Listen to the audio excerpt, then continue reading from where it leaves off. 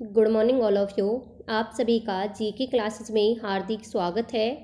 आज करेंगे हम साइंस के कुछ इम्पोर्टेंट क्वेश्चंस। चलिए शुरू करते हैं।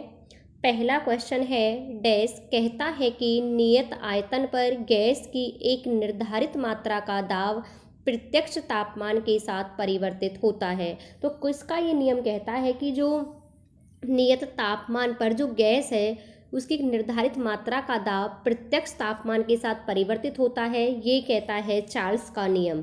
चार्ल्स के नियम ने ये बात कही थी और चार्ल्स जो हैं वो फ्रांस के एक वैज्ञानिक थे। उन्होंने अपना जो यह नियम दिया था वो दिया था 1787 में। वहीं हम गे लुसाक की बात करें तो इन्होंने जो नियम दिया था, इन्होंने दिया था गैसीय आयतन का नियम, जबकि बॉयल का नियम था आदर्श गैस का दाब। आदर्श गैस का जो दाब होता है, जो आयतन में जो संबंध होता है, उसका जो नियम दिया था वो दिया था बॉयल ने।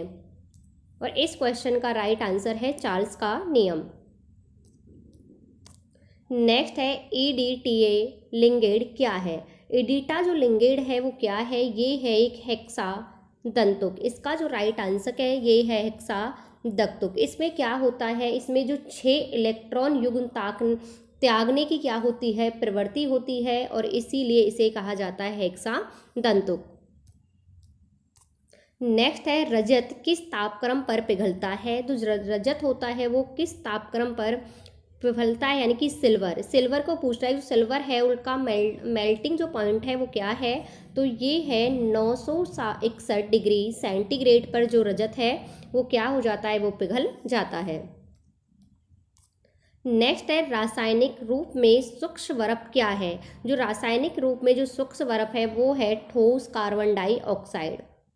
ठोस कार्बन डाइऑक्साइड को सूक्ष्म बर्फ भी कहा जाता है। नेक्स्ट है सही विकल्प चुनिए। ऑक्सीजन का संबंध जलाना है, तो कार्बन डाइऑक्साइड का संबंध किससे है, तो इससे है बुझाना। ऑक्सीजन जलाना और कार्बन डाइऑक्साइड बुझाना।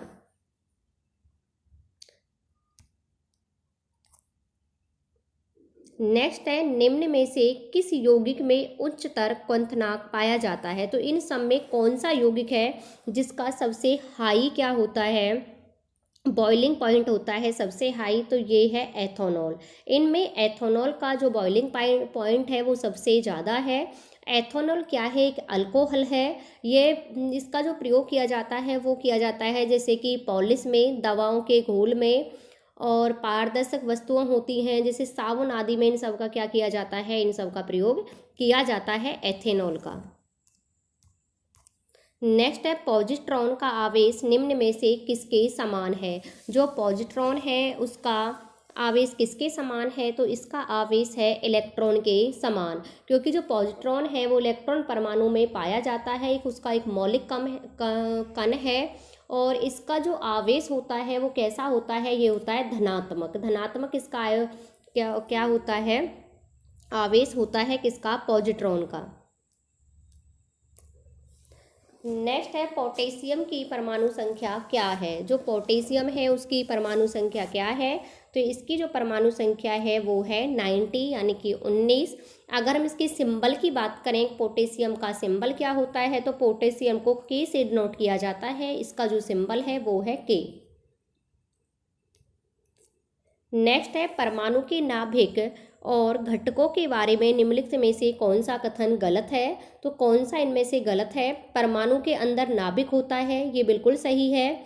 नाभिक इलेक्ट्रॉनों के बादल से घिरा हुआ है, ये भी ठीक है। नाभिक में आमतौर पर प्रोटॉन और न्यूट्रॉन दोनों होते हैं, ये भी ठीक है। प्रोटॉन के पास नकारात्मक चार्ज है और न्यूट्रॉन के पास सकारात्मक चार्ज है, ये गलत है, क्योंकि प्रोटॉन के पास कैसा होता है, प्रोटॉन के पास सकारात्मक चार्ज होता है। तो इसमें ये इसका डी ऑप्शन है वो क्या है, गलत है। नेक्स्ट है एक नाभिकीय प्रतिक्रिया जहां पर एक परमाणु का नाभिक अपेक्षा के छोटे भागों में द्विविभाजित होता है, उसे हम क्या कहते हैं, तो इसे क्या कहा जाता है, इसे कहा जाता है नाभिकीय विखंडन। क्या कहते हैं, नाभिकीय विखंडन कहते हैं। जब कोई नाभिक जो होता है वो 2 भागों में क्या हो जाता है, विभाजित हो जाता है। जो हमारा परमाणु बम होता है वो किस सिद्धांत पर कार्य करता है, परमाणु बम विखंडन के सिद्धांत पर ही क्या करता है, कार्य करता है। नेक्स्ट है बेकिंग सोडा। बेकिंग सोडा का जो इनमें से सूत्र है, फॉर्मूला है, वो क्या है, तो ये है NaHCO3। NaHCO3 ये किसका फॉर्मूला है, किसका सूत्र है, बेकिंग सोडा का, जिसे कहा जाता है सोडियम हाइड्रोजन कार्बोनेट। अगर वैसे पूछा जाए बेकिंग सोडा को क्या कहते हैं, sodium hydrogen carbonate, NaHCO3। Next है निम्नलिखित में से कौन सा कथन यह निर्धारित करता है कि एक रासायनिक प्रतिक्रिया घटित हुई है। अगर हमारे में इसमें कौन सी वो चीज़ है जिससे हमें पता चलता है कि किसी पदार्थ के अंदर रासायनिक के जो रिएक्शन है वो हुआ है, अवस्था में परिवर्तन, रंग में परिवर्तन, तापमान में परिवर्तन, या सभी। इसका जो राइट आंसर होगा वो होगा सभी, क्योंकि उसकी अवस्था में भी चेंजिंग आते हैं, रंग में भी आते हैं और तापमान में भी क्या होते हैं, चेंजिंग आते हैं, जब कोई क्या होती है, केमिकल रिएक्शन होती है। नेक्स्ट है कठोरता के निर्धारण में निम्नलिखित में से किस संकेतक का उपयोग किया जाता है। तो किसका प्रयोग किया जाता है, ये किया जाता है EBT। EBT का प्रयोग किया जाता है जब किसी चीज़ के कठोरता का पता लगाना हो कि ये कितनी कठोर है। जैसे कि पानी की कठोरता का जो कारण होता है वो कैल्शियम और मैग्नीशियम के बाइकार्बोनेट होते हैं, और उसकी जो कठोरता का हम पता लगाते हैं वो EBT के द्वारा ही लगाया जाता है।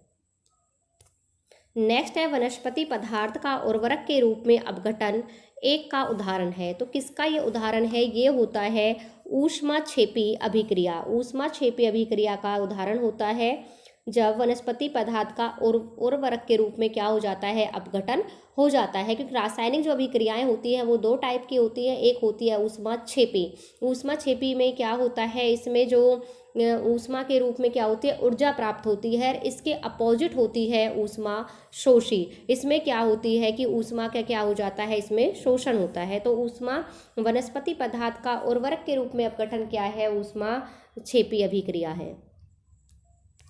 नेक्स्ट है रासायनिक प्रतिक्रिया। जब एक अम्लीय नमक बनाने के लिए क्षार के साथ प्रतिक्रिया करता है तो उसे क्या कहा जाता है, तो इसे हम क्या कहते हैं, तो इसे कहते हैं विफल करना, न्यूट्रलाइजेशन। न्यूट्रलाइजेशन कहते हैं किसको, जब रासायनिक अभिक्रिया एक अम्लीय नमक बनाने के लिए क्षार के साथ प्रतिक्रिया करती है तो इसमें क्या हो जाती है, इसमें जो प्रक्रिया हो जाती है उदासीन हो जाती है। तो इसे हिंदी में उदासीन भी कहते हैं और विफल करना भी कहते हैं। नेक्स्ट है जब बेकिंग सोडा को जल में गर्म किया जाता है या मिलाया जाता है तो तब क्या बनता है। जब बेकिंग सोडा को जल में मिलाया जाता है या फिर गर्म किया जाता है तो इसमें क्या बनता है, कार्बन डाइऑक्साइड इसमें से निकलती है, CO2। नेक्स्ट है डैश तनु HCl के साथ अभिक्रिया नहीं करता। इनमें से कौन सा है जो कि हाइड्रोजन क्लोराइड के साथ क्या नहीं करता, अभिक्रिया नहीं करता। तो कौन नहीं करता, इसमें से कॉपर। कॉपर जो है वो इसके साथ अभिक्रिया नहीं करता, क्योंकि कॉपर जो है वो कैसी धातु है, अक्रियाशील धातु है।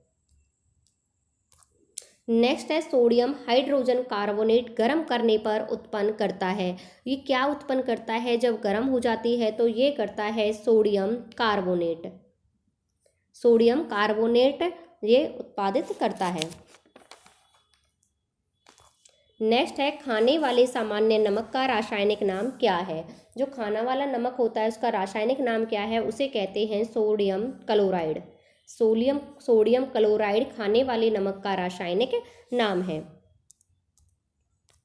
नेक्स्ट है तांबा आर्द्र कार्बन डाइऑक्साइड के साथ वायु में अभिक्रिया कर हरे रंग की क्या बनाता है। तो हरे रंग की वो क्या बनाता है, जो कॉपर होता है वो कार्बन डाइऑक्साइड के साथ अभिक्रिया करता है तो वो बनाता है कॉपर कार्बोनेट। कॉपर कार्बोनेट ये बनाता है, क्योंकि जब हम तांबे के जो हमारे बर्तन होते हैं अगर हम उन्हें बरसात के मौसम में हवा में बाहर रख दें तो उनके ऊपर क्या होती है, एक हरे रंग की परत जम जाती है। वो किसके कारण होती है, क्योंकि जो कॉपर है वो कॉपर कार्बोनेट में बदल जाता है। नेक्स्ट है बिना भुजा चूना का रासायनिक नाम क्या है। जो बिना भुजा चूना होता है उसका जो रासायनिक नाम है वो क्या है? तो उसका रासायनिक नाम है कैल्शियम ऑक्साइड। बिना भुजे चूने का जो रासायनिक नाम है वो क्या है? Calcium oxide.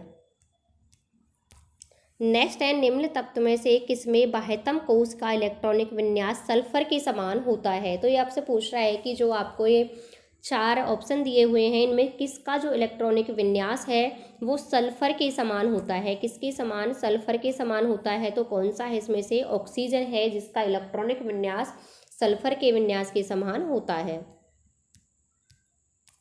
नेक्स्ट है, प्राकृतिक गैस का मुख्य संगठक क्या है? जो प्राकृतिक गैस है उसका मुख्य संगठक क्या है? इसका जो मुख्य संगठक है वो है मीथेन।